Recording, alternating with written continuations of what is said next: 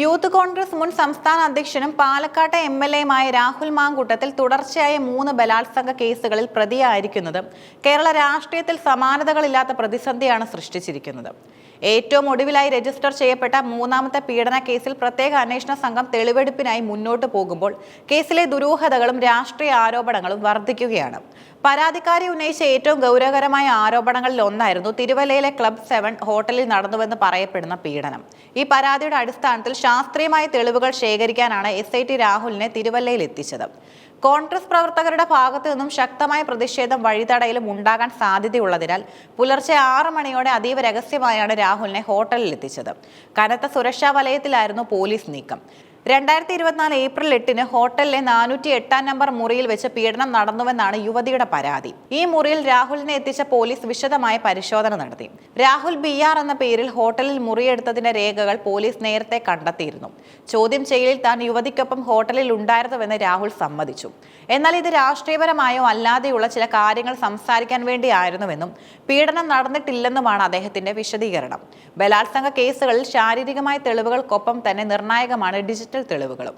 ഈ കേസിൽ പരാതിക്കാരി ഉന്നയിച്ച പ്രധാന ആരോപണം പീഡന ദൃശ്യങ്ങൾ മൊബൈലിലും ലാപ്ടോപ്പിലും പകർത്തി ഭീഷണിപ്പെടുത്തി എന്നതാണ്. എന്നാൽ ഈ തെളിവുകൾ കണ്ടെത്തുന്നതിൽ പോലീസ് വലിയ വെല്ലുവിളി നേരിടുന്നു. കസ്റ്റഡിയിലുള്ള തന്റെ മൊബൈൽ ഫോണുകളുടെ പാസ്വേഡ് കൈമാറാൻ രാഹുൽ തയ്യാറായിട്ടില്ല. ഇത് അന്വേഷണത്തോടുള്ള നിസ്സഹരണമായാണ് പോലീസ് കോടതിയിൽ റിപ്പോർട്ട് നൽകാൻ പോകുന്നത്. പീഡന ദൃശ്യങ്ങൾ ഉണ്ടെന്ന് കരുതപ്പെടുന്ന ലാപ്ടോപ്പ് എവിടെയാണെന്ന ചോദ്യത്തിന് രാഹുൽ കൃത്യമായി മറുപടി നൽകുന്നില്ല. ഇത് ഒളിപ്പിച്ചു വെച്ചിരിക്കുകയാണോ അതോ നശിപ്പിക്കപ്പെട്ടോ എന്നത് പോലീസ് പരിശോധിക്കുന്നു. തിരുവല്ലയ്ക്ക് പുറമെ വടകരയിലും പാലക്കാടും തെളിവെടുപ്പ് നടത്താൻ പോലീസ് തീരുമാനിച്ചിട്ടുണ്ട്. വടകരയിൽ തെളിവെടുപ്പ് നടത്തുന്നതിന് പിന്നിൽ ചില പ്രത്യേക ഗൂഢാലോചനകൾ ഉണ്ടെന്നാണ് SIT സൂചിപ്പിക്കുന്നത്. യുവതിയെ ഭീഷണിപ്പെടുത്തിയതിനോ തെളിവുകൾ ഒളിപ്പിച്ചതിനോ ഈ സ്ഥലങ്ങളിൽ മറ്റാരെങ്കിലും സഹായിച്ചിട്ടുണ്ടോ എന്ന് പോലീസ് പരിശോധിക്കും. രാഹുൽ മാങ്കൂട്ടത്തിനെതിരെ ഒന്നല്ല 3 വ്യത്യസ്ത കേസുകളാണ് നിലവിലുള്ളത്.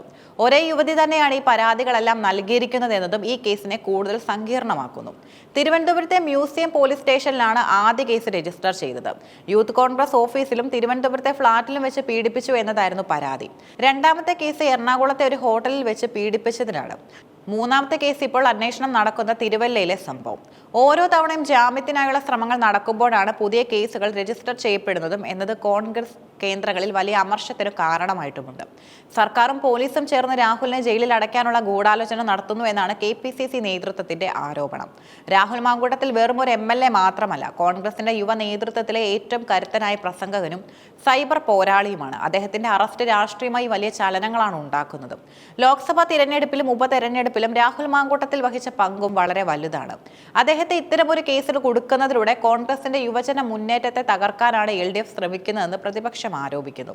സ്ത്രീ സുരക്ഷയെക്കുറിച്ച് സംസാരിക്കുന്ന കോൺഗ്രസ് തങ്ങളുടെ നേതാവിനെതിരെ ഇത്രയും ഗുരുതരമായ ആരോപണം വന്നിട്ടും സംരക്ഷിക്കുന്നത് ഇരട്ടത്താപ്പാണെന്നും CPM ആരോപിക്കുന്നു. നിയമം നിയമത്തിന്റെ വഴിക്ക് പോകുമെന്നും തെളിവുകളുടെ അടിസ്ഥാനത്തിലാണ് അറസ്റ്റെന്നും സർക്കാർ ആവർത്തിക്കുന്നുണ്ട്. രാഹുലിന്റെ സ്വദേശം കൂടിയായ അടൂരിലെ വീട്ടിൽ പരിശോധന നടത്താൻ പോലീസ് ആലോചിക്കുന്നത് അവിടുത്തെ പ്രാദേശിക കോൺഗ്രസ് നേതൃത്വത്തെ ചൊടിപ്പിച്ചിട്ടുമുണ്ട്. നിലവിൽ 3 ദിവസത്തെ പോലീസ് കസ്റ്റഡിയിലാണ് രാഹുൽ മാങ്കൂട്ടത്തിലുള്ളത്. ജനുവരി 16-ന് അദ്ദേഹത്തിന്റെ ജാമ്യാപേക്ഷ കോടതി വീണ്ടും പരിഗണിക്കും. അന്ന് പോലീസ് സമർപ്പിക്കുന്ന തെളിവെടുപ്പ് റിപ്പോർട്ടും ഡിജിറ്റൽ തെളിവുകളുടെ അഭാവവും ജാമ്യം ലഭിക്കുമോ ഇല്ലയോ എന്നതിൽ നിർണായകമാകും. അന്വേഷണത്തോട് പ്രതി സഹകരിക്കുന്നില്ല എന്ന പോലീസിന്റെ വാദം കോടതി ഗൗരവകരമായി എടുത്താൽ ജാമ്യം നീണ്ടുപോകാൻ സാധ്യതയുണ്ട്. കേരള രാഷ്ട്രീയത്തിൽ പീഡന ആരോപണങ്ങൾ മുൻപും നേതാക്കൾക്കെതിരെ വന്നിട്ടുണ്ടെങ്കിലും ഒരേ നേതാവിനെതിരെ തുടർച്ചയായി 3 കേസുകൾ വരുന്നത് ഇത് ആദ്യമാണ്. രാഹുൽ മാങ്കൂട്ടത്തിൽ തന്റെ നിരപരാധിത്വം തെളിയിക്കുമോ അതോ പോലീസ് കൂടുതൽ തെളിവെടുപ്പുകൾ പുറത്തുവിടുമോ എന്നത് വരും ദിവസങ്ങളിൽ അറിയാം.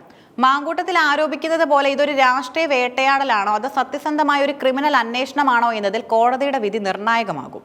എന്തായാലും ഈ കേസ് വരാനിരിക്കുന്ന തദ്ദേശ സ്വയംഭരണ തിരഞ്ഞെടുപ്പിലും രാഷ്ട്രീയ സംവാദങ്ങളിലും വലിയ ചർച്ചാ വിഷയമാകുമെന്നതും ഉറപ്പാണ്. രാഹുലിന്റെ കസ്റ്റഡി കാലാവധി തീരുന്നതോടെ കേസിൽ കൂടുതൽ വ്യക്തത ലഭിക്കുമെന്നാണ് പൊതുസമൂഹം പ്രതീക്ഷിക്കുന്നത്.